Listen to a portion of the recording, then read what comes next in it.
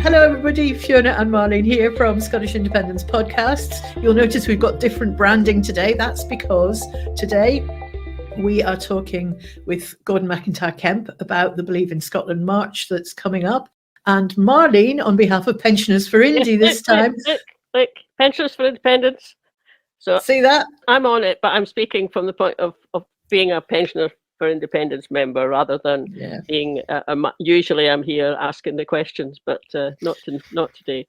So you're being interviewed for a change. Pensioners for Independence is one of the stakeholder groups that's part and parcel of Believe in Scotland. So is Scottish Independence Podcast. So, it's something that we're involved in. I mean, you and I have been to the marches and done videos and interviewed people. So this is just another way of getting involved and helping promote the one that's coming up next month in Glasgow. And as it happens, I'm involved in both ways rather than just the usual one way. But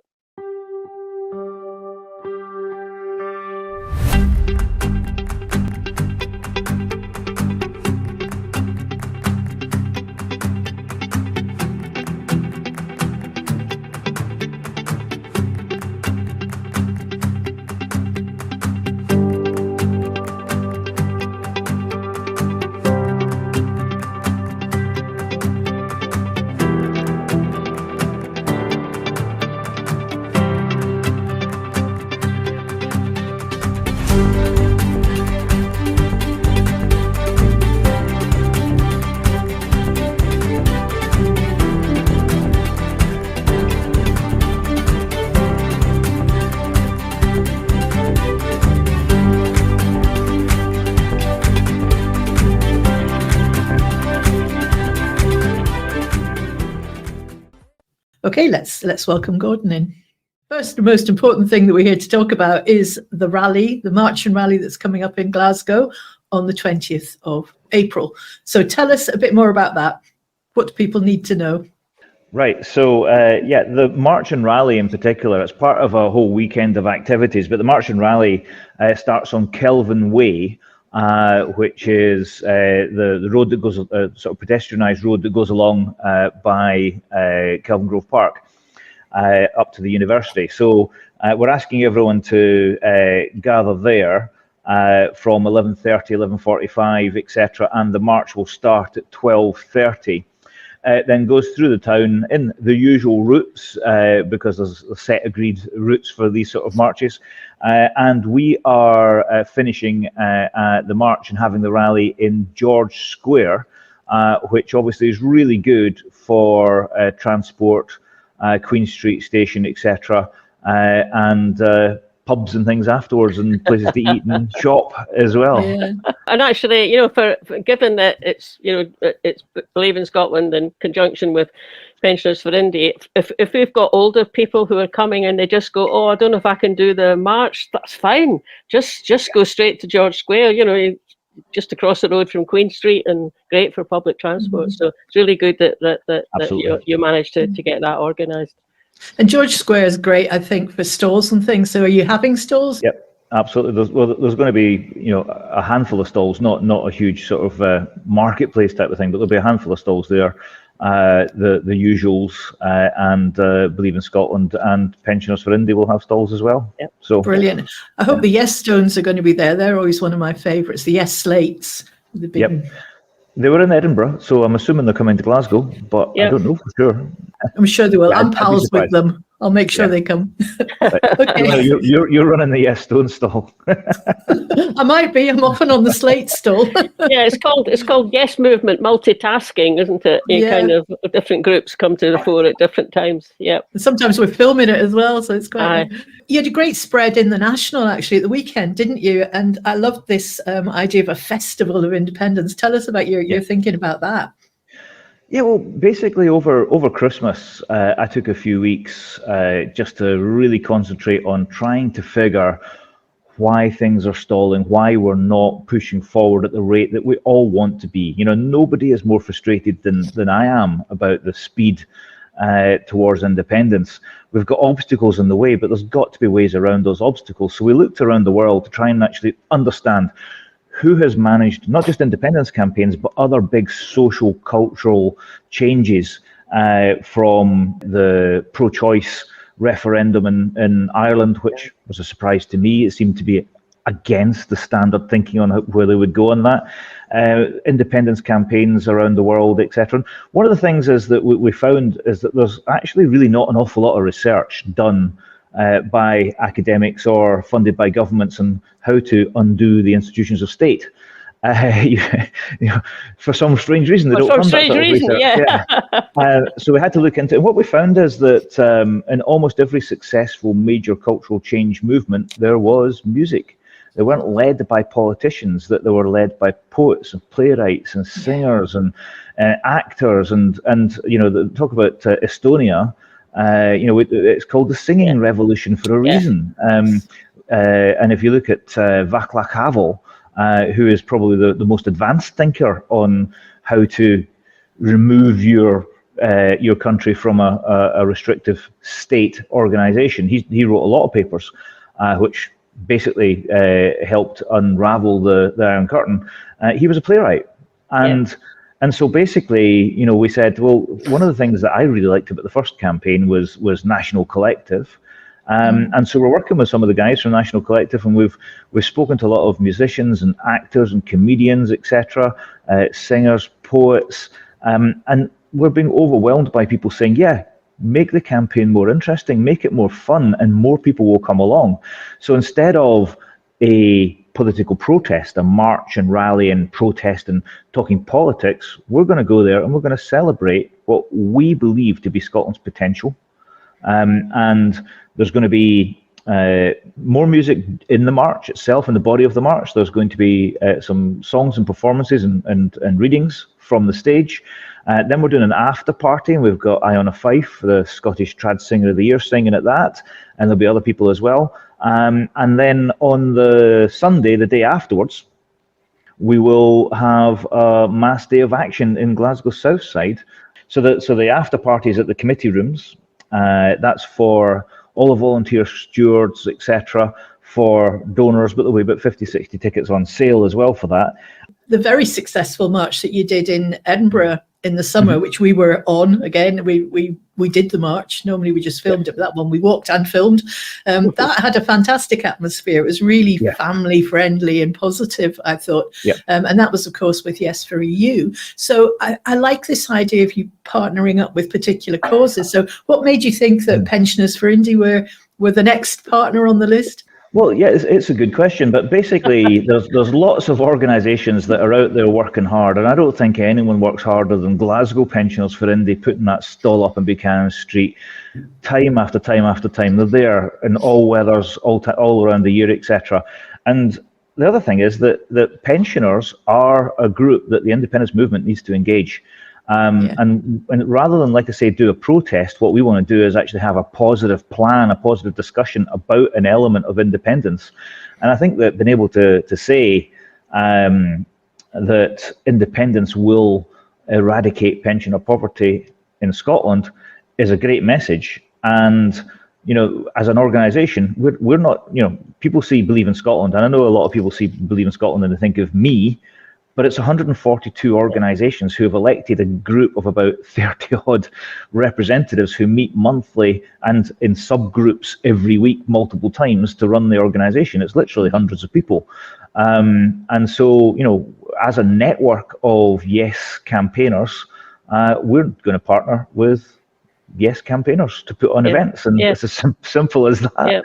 It maybe brings the focus as well, because the Yes for EU, obviously the European dimension, and Pensioners for Indy, the pension is the obvious element. I'll bring you in, maybe Marlene, at this point. Just going back to the point about that Gordon was making about having music and culture and more of a festival kind of. When I first heard you talking about that, and I've heard other folk saying the same thing. I mean, Leslie Riddoch does herself.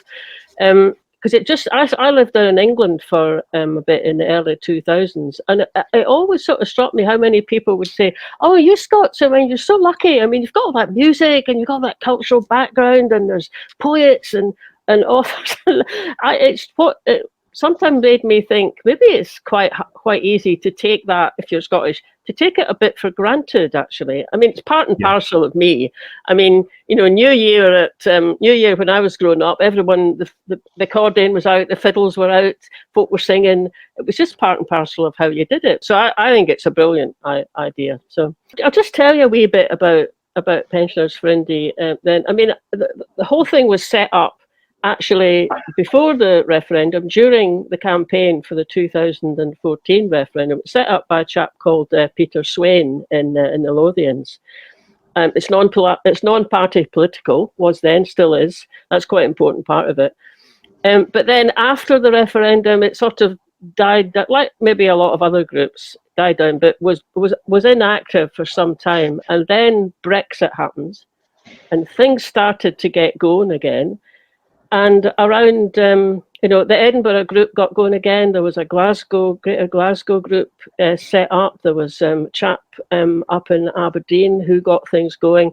And by about 2017, it became obvious that it would be quite good if some of us from those three groups met up from time to time. So a national kind of coordinating group started.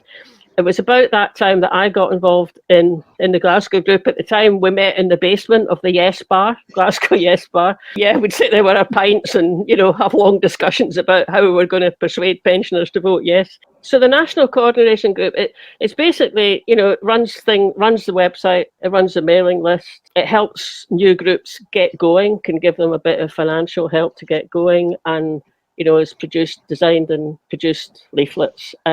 Now, I'll just say that part of what made that possible, or helped to make that possible, was a grant that we got from SIF, from the Scottish Independence Foundation. So that's the National Coordinating, and then gradually more groups started up. So, Fife, Perth, Mulgai, Dumfries and Galway, Ayr, Selkirk, and and some of them have come and gone. But at the moment, there's about 6 or 7 groups that are active. If they're not quite out on the streets yet, I think that'll be happening quite soon. And during the pandemic, of course, we all switched to online meetings. So that meant then we had people coming from all over Scotland into the meetings. I mean, and from other Yes groups as well. And then, we did podcasts from the talks from invited speakers, and there's a series of podcasts that ended up on the website. So all of that, I think, helped just kind of get the momentum going again. So post-COVID, Glasgow and Mulgai are back out in the streets, like you said, Gordon. I mean, there's stalls down Argyll Street twice a week. There's one in Mulgai every other week.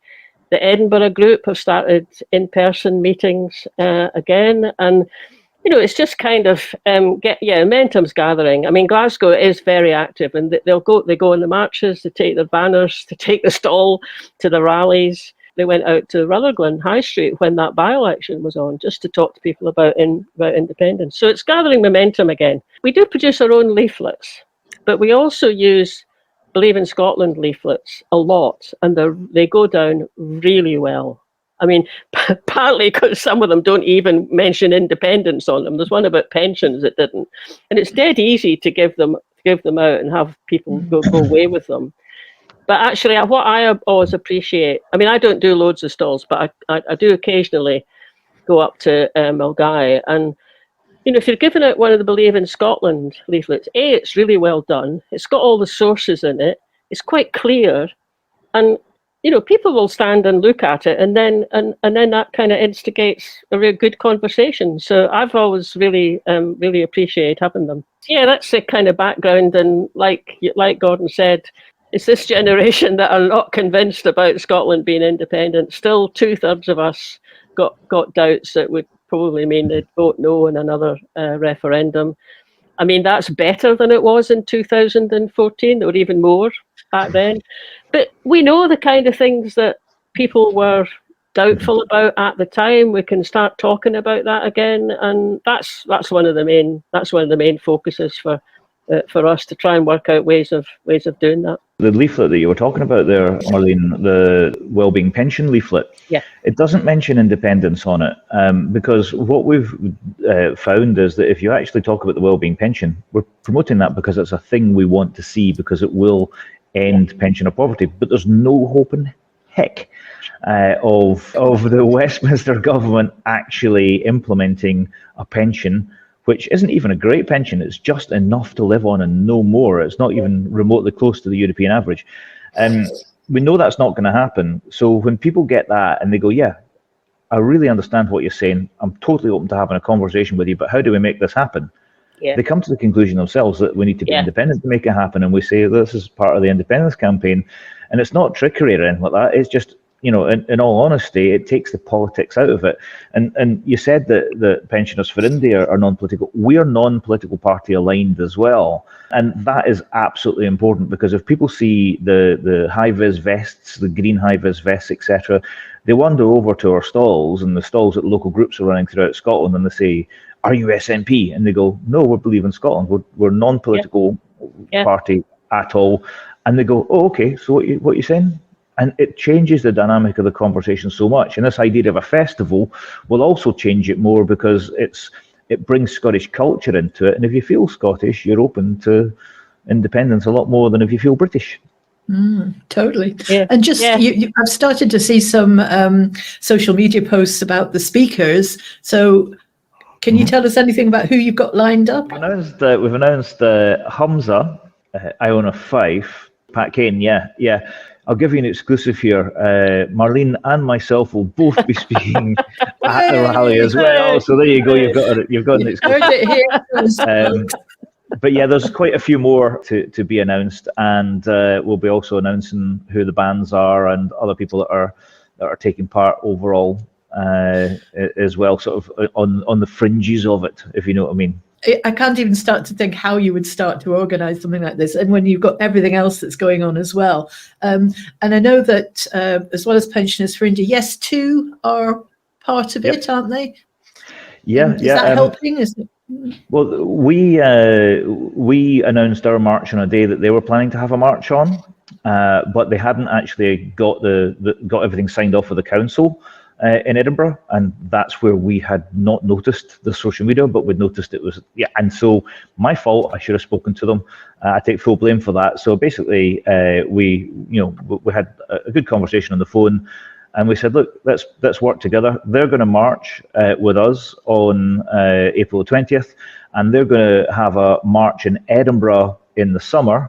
It doesn't clash with anything we're doing, so we're going to promote their march, and I'm going to go along to that. And we are willing to work with almost anybody right across the movement. There are going to be some people who won't want to work with us, and all that sort of thing. But if you in the political sphere, there are always those politics happens, And as far as we're concerned, we will speak to anyone, will reach out to anyone, and anyone wants to work with us and join us, we're more than happy to talk to them.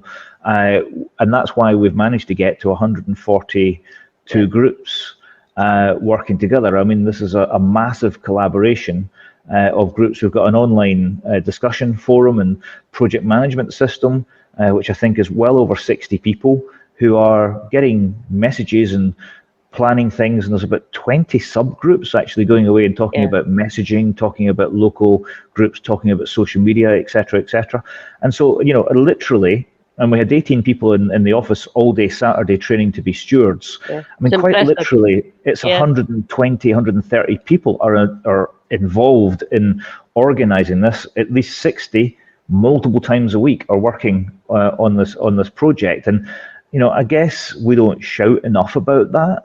And maybe we should do more. I know that how Believe in Scotland's kind of developed into being that sort of having all those groups involved and stakeholders, and it's really good to hear there's more and more folk coming forward to do things, because Fiona and I were chatting the other week about just asking the question, well, is it the case that, yes groups are still a bit not quite, certainly not in top gear, but, needing to be kind of nudged into being more active again. I mean, one of the other groups I'm in, a local Glasgow one, isn't out on the street. Used to be every Saturday, and I know it takes it doesn't need to be every Saturday, but it's not happening at all. But it strikes me that having something like Believe in Scotland set up the way that has emerged and evolved is bound to be helping that kind of just kind of nudge folk along and up the momentum.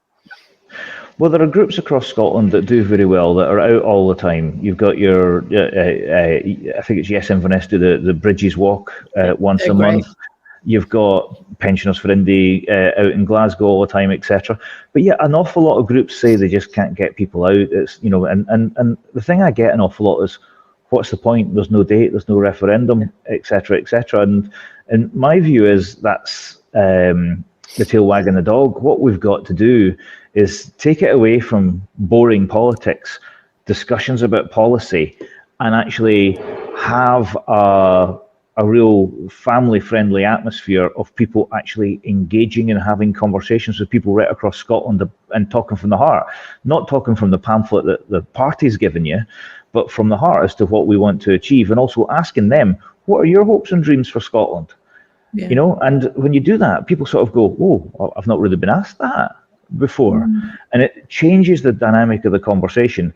And if they tell you their hopes and dreams for Scotland, then pretty quickly everybody realizes it ain't going to happen without independence. And so that's I think quite an important change to the dynamic. But right across Scotland, we are being told that people are struggling to get people to deliver leaflets. Political parties are saying the same as well.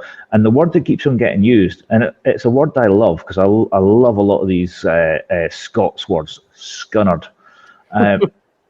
But it's not helpful that people keep on saying, oh, I'm feeling scunnered, the movement's scunnered. It shouldn't be. The tail is wagging the dog. We've got to say, right, let's take to the streets, let's leaflet, let's march, let's work hard, let's put on ceilidhs and concerts and get a good atmosphere going. Let's actually work together and all come together and put the politics aside and come together and actually talk about independence with the undecided, because that's how you move things. Talking to ourselves on social media doesn't do any good whatsoever. In fact, we end up arguing. So if we can change all of that, then we make the waves. Because politicians don't make waves, they ride waves. And when I said that it's like playwrights and poets, etc., it's never been politicians that have led major change, never. Right? So for those people who say, oh, the SNP, I'm so fed up with the SNP not moving us forward, so I'm not marching, I'm not doing anything. What you're doing is you're giving power to the SNP.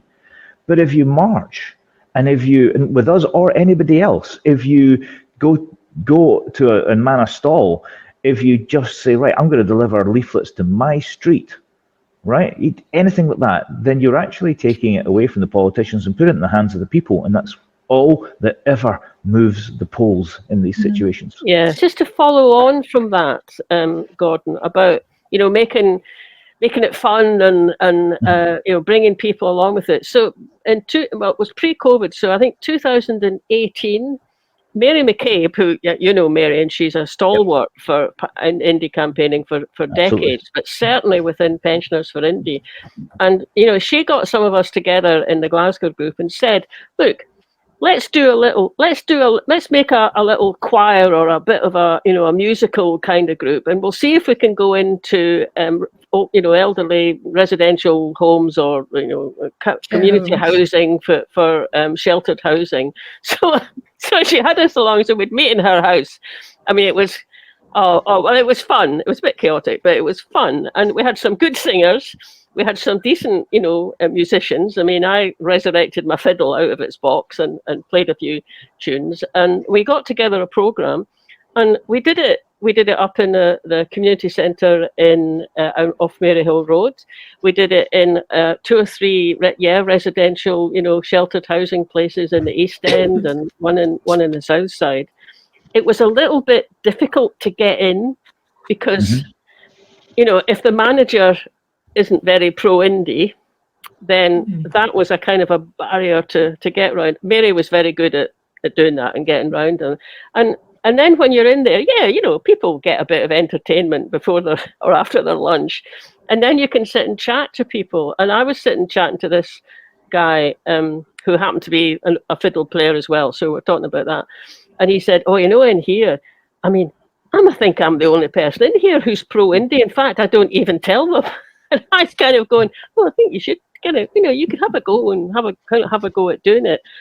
And those sort of, that sort of wee group, COVID came along and it came to an end and we haven't resurrected it yet. But I just thought that was a brilliant idea. And it had a bit of an effect at any rate. So maybe it's something we should think about getting together again. Absolutely. It's good for fundraising as well. And in terms of the sort of creatives for independence side of things that we're looking at, we've got this event also in Perth on the 30th. I think there might be 1 or 2 tickets left, but it's definitely going to sell out. And that is called Creating Scotland, and it's the test event, if you like, the soft launch of our sort of creatives for independence. And we've got a heck of a lineup. We've got Bruce Fumi, the comedian. We've got Sheena Wellington, the Trad Hall of Fame singer who sang A Man's a Man to open the Scottish Parliament. We've got the Graham Brown Band and Friends. Oh, I like them. We've got an excerpt from a play called Alba by Jack Byrne and Jordan Hewitt. We've got the Yes Yes Band. We've got author Cathy McSporran doing a reading.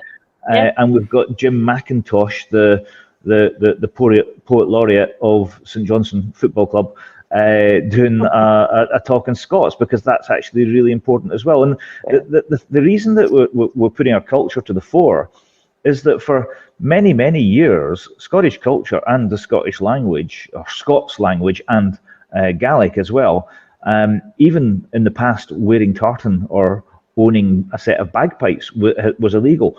Why did they try to stop our culture? Because they know that the culture is really, really important. But we've never understood that. That's why you're getting Union Jacks everywhere in food, etc. Yes. Do you remember the new Balmoral used to be called the North British Hotel? Yes. Then they changed it to the NB because nobody liked it, and now it's the new Balmoral. And so you can see that over the last 30 years, Scottish culture has come back to the fore. It has become very interesting. Celtic connections, etc. There's so much going on. We don't need to reinvent Scottish culture. We just need to say to cultural figures, come and join us. Celebrate and make it interesting. I'll be honest, politics bores me. I'm not in this to get any particular party elected. In fact, I think in an independent Scotland, maybe the Greens are the only party that's actually going to still exist. Because the SNP will break in two, left and right, if it isn't already.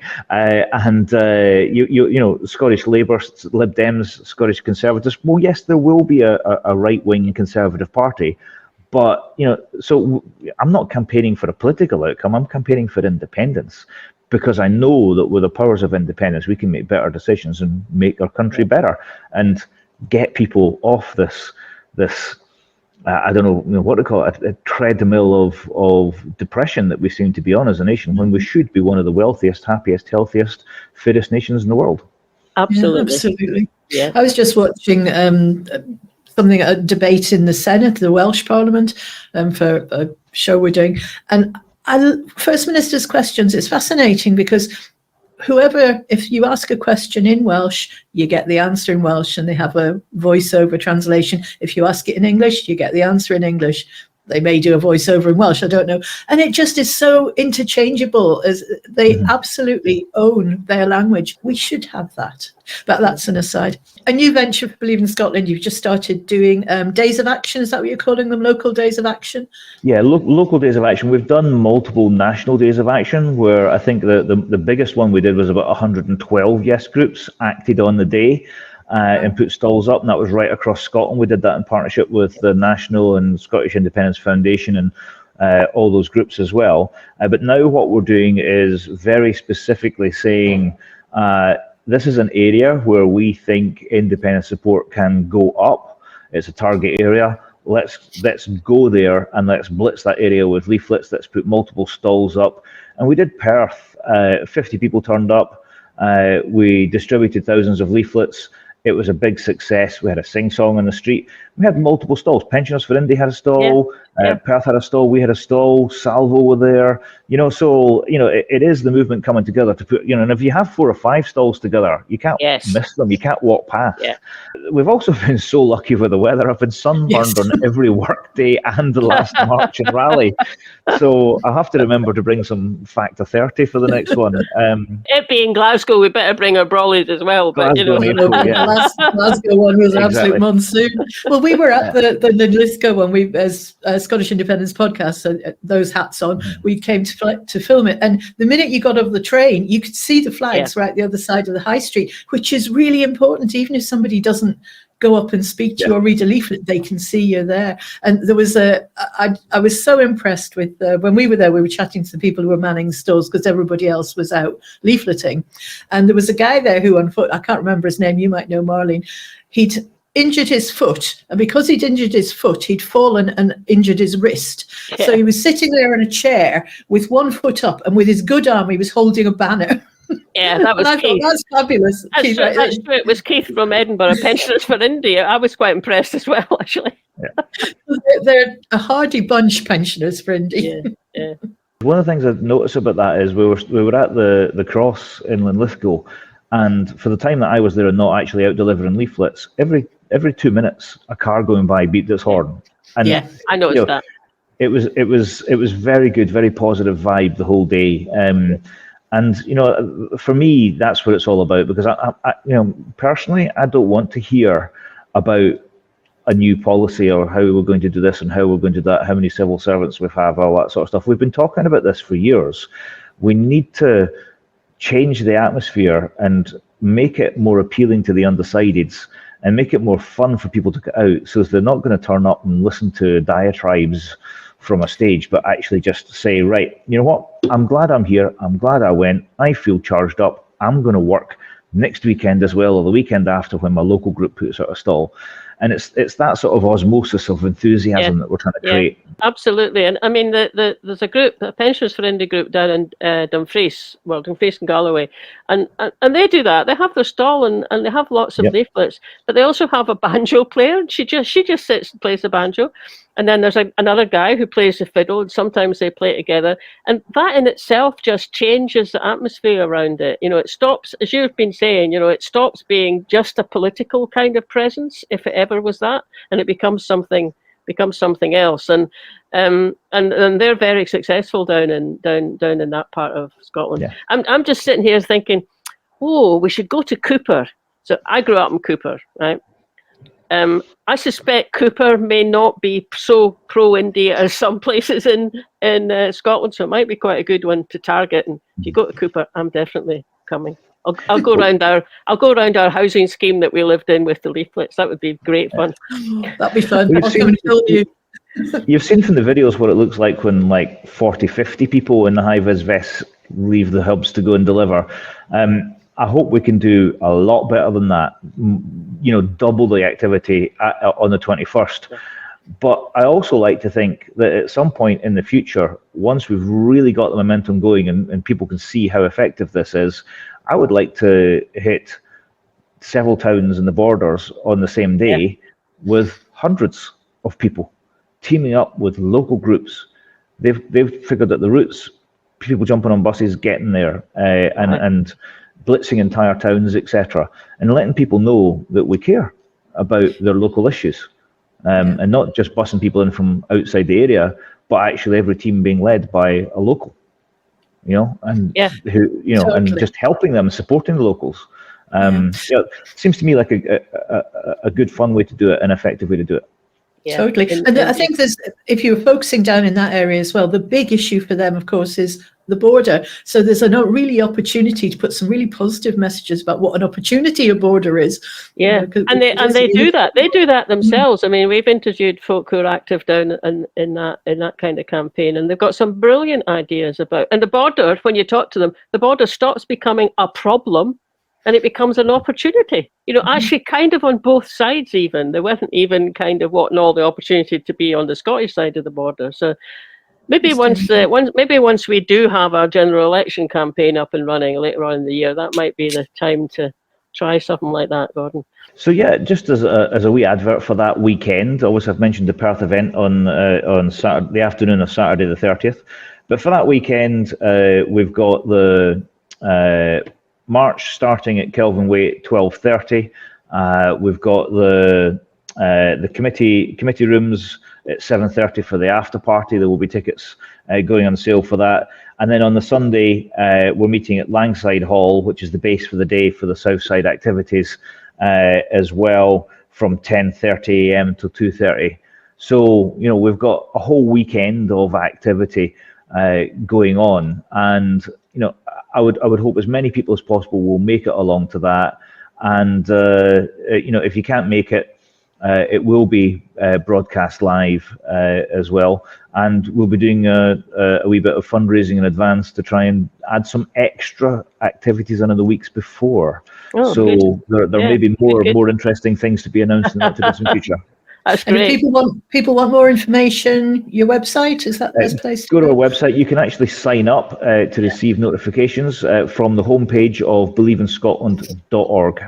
Yeah, Brilliant. and you can and people can get that information from the Pensioners for Indy website as well. So we're trying to kind of keep it in sync. So yeah, I'm really looking forward to it. I'll need to have a wee think about what I'm going to say when I'm on the stage. But I expect you know, a muse will descend and something will emerge. You can practice on me. I'll give you good feedback. Really good to talk. Really good to talk to you, Gordon. Great. Yeah. Pleasure. Thanks for the invite. Okay. You're welcome. Thank you. Okay, so thank you very much for our guest, Gordon MacIntyre-Kemp, and I hope that answered all your questions about the march and the days of action, anything else. We will put the link to where you can get more information, where you can get tickets that Gordon mentioned. We'll put that in the notes under this podcast. We'll also have the links to some video that we took from the various events. We had one from Linlithgow and one from the big Edinburgh March last year.